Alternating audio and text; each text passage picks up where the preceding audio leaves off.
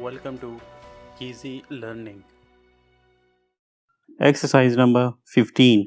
We often hear it said of a man that he had a long life or that his life had been cut short.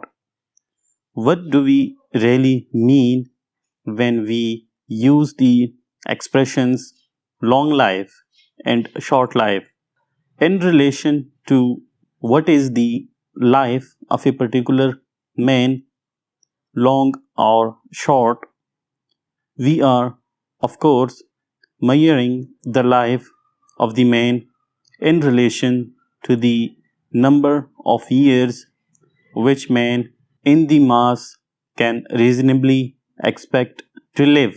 When we speak of the life of one man in relation to the life of most men, we can, with some degree of truth, say that it was a long life. But can we use such an expression if we think of the life of one man in relation to the time during which man has lived on earth?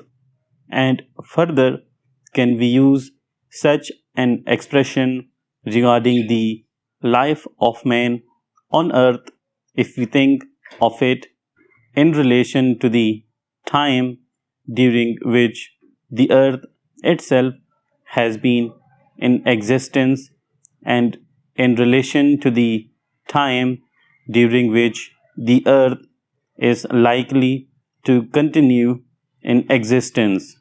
The life of one man and the life of man as a whole are short beyond statement when considered in this way.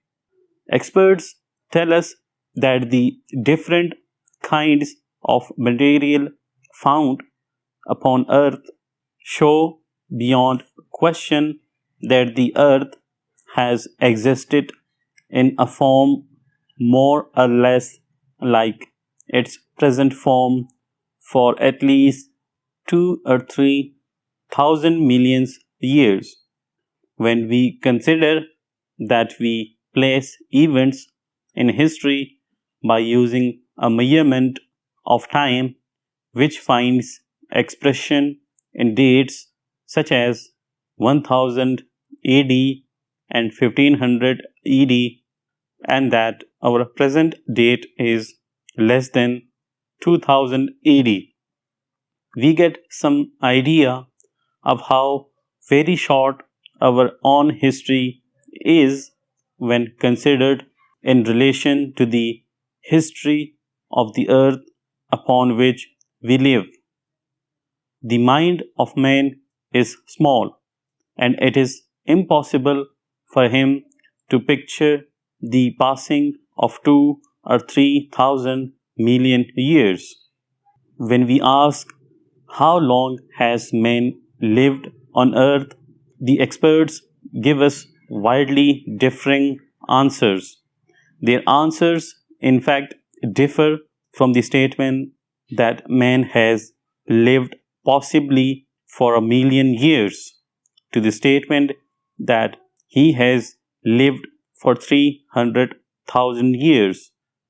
It is always difficult not to feel some doubt when faced with such figures, but it seems that we must, at any rate, believe that man, certainly a very different man from present man, but at all events, the beginning of man as he now is, has lived on earth for 300,000 years. Taking this figure, man is quite a recent development, something strange on the face of the good old earth. But we cannot stop our questioning at this interesting point. We go further and ask, for how long is the earth likely to continue in its present state? From the answer, given to us, it is clear that we need not fear the immediate end of the world. There is every reason to believe that life will be possible on earth in very much the same forms as at present for millions of years to come. Man is but a baby just starting out in life. It is said that if we take the possible life of the earth as just 1 million years, a low figure, then man has at least a million times as long to live as he has already lived. He is like a baby who came into the world a little over half an hour ago and who has before him a life of 75 years. It is a wonderful thing to think that man has perhaps several million years in front of him in which to develop.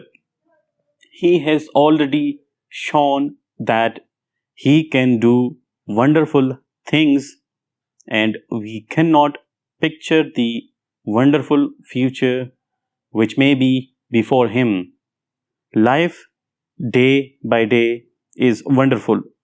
The developments of the future may be yet more wonderful.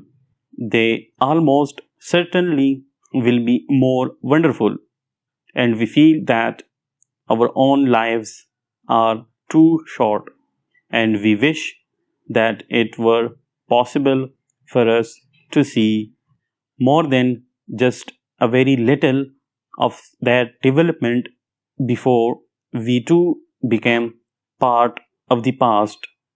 A past, however, which perhaps lives on, full stop.